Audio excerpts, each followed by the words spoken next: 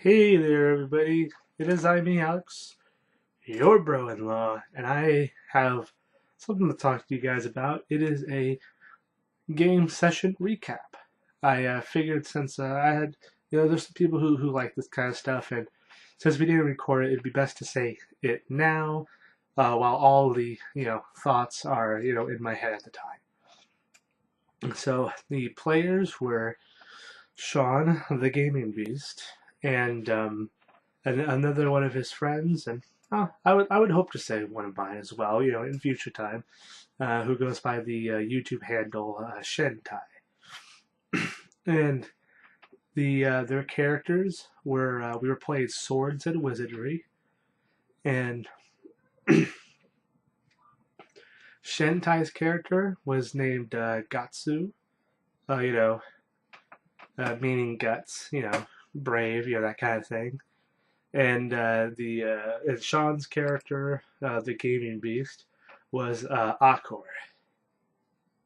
They went to the town of Higgins, and upon doing so, they decided to take the drinking challenge and taste their finest, the most heartiest of drinks.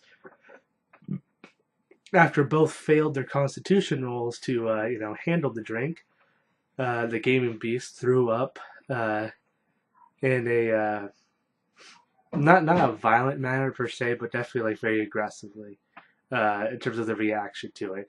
Meanwhile, Shentai's character was staggered, was taken aback by how spicy and potent the Bracken Sword Ale was.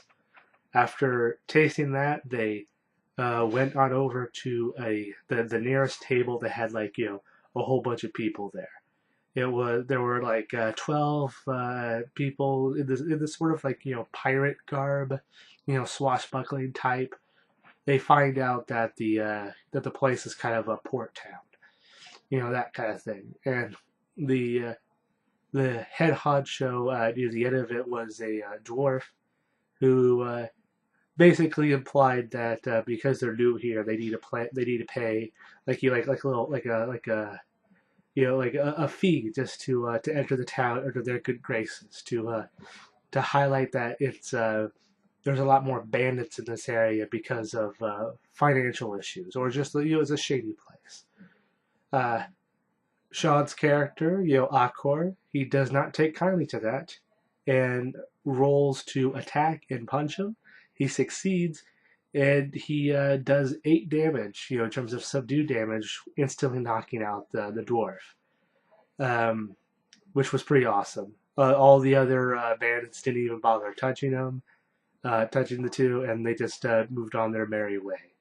After they went to go sit to another table, they sat with a not necessarily a noble, but more like a merchant kind of thing, because this is the only bar in town.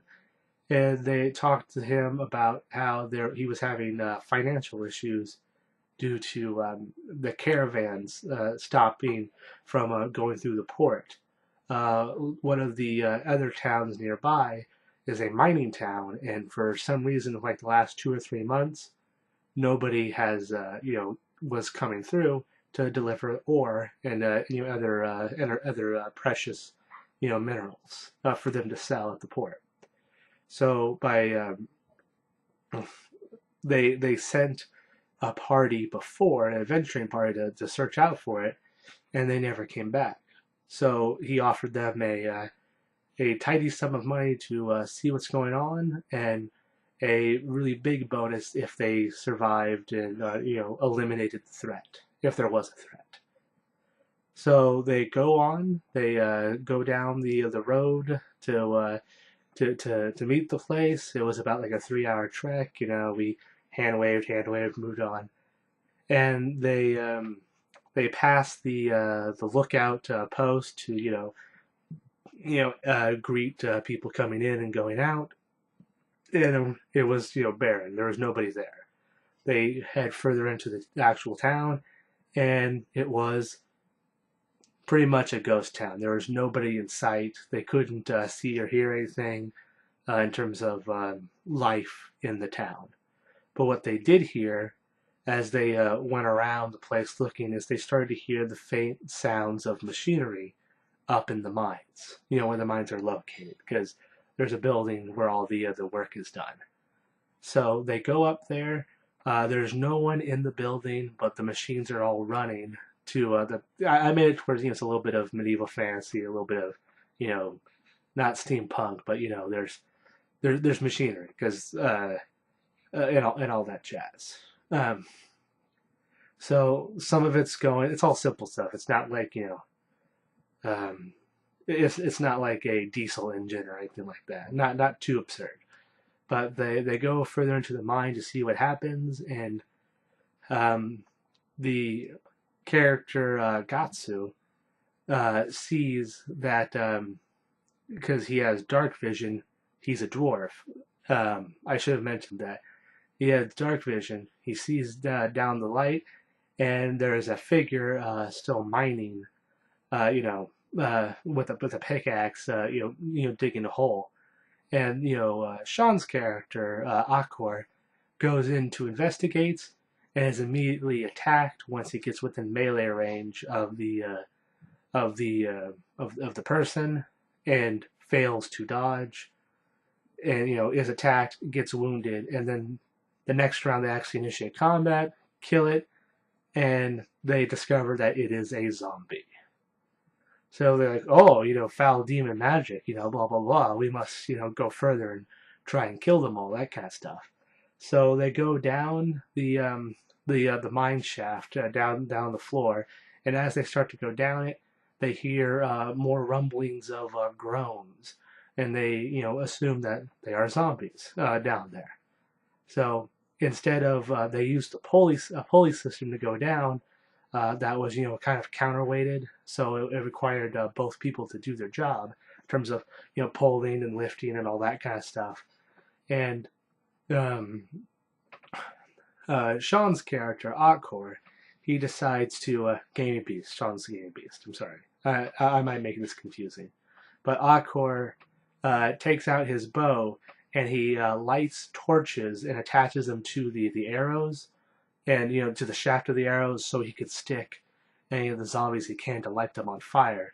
And while he was doing that, Gotsu had to hold the pulley system. He had to do strength checks to keep them afloat. Not from falling down, because it weighed a lot, to the point where that if he couldn't hold it, they would go down and eventually be swarmed by any of the zombies that were there, because the pulley system was creaking and making noise to the point where it was attracting them, that kind of thing. So luckily Gotsu succeeds all three checks needed, and Ahkor gets it was successful in hitting all three of them each time, and they reach to that floor. All of them are dead that they attracted, and they went down.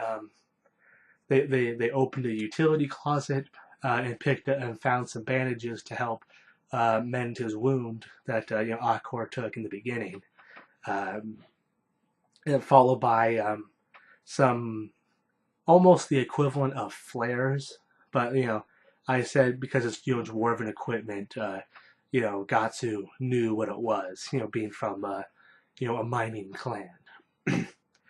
And he explained it away about how you hit it against like a sharp object, like a wall or something like that, and then a light comes from the end, and is used to light things like fuses and and things like that in general. So basically, I had him hand waving him a flare, that kind of thing. They go down the hall, and they see 4 more zombies. One's like fat, slobby, like so it's rotting, and pieces of them are falling off, that kind of thing. A very old lady, a child, and another another guy. They go in, and Ahkor throws the the flare, he strikes it and throws it at the old lady, and lights her on fire, pretty much killing her within that throw. Gotsu runs up to the fat zombie and attacks it, almost killing it within one blow. And Ahkor in the preceding rounds, in the next rounds, I'm about to say, fought one by one, killing the other zombies. He blind swung into the shadows. He attacked the darkness, basically. And he swung and he killed the zombie that was coming out of the shadows, at least coming out of the area that they couldn't see right away. And then the child zombie tried to jump and latch onto him from behind, to start biting, but failed, and he turned around and swung on the next move. The Gotsu fighting the fat zombie was the most difficult in terms of they were trading blows, basically. He stabbed him, and then the next round, the fat zombie headbutted Gotsu because he was trying to bite him, but he couldn't. He slipped up. That was the narrative I gave.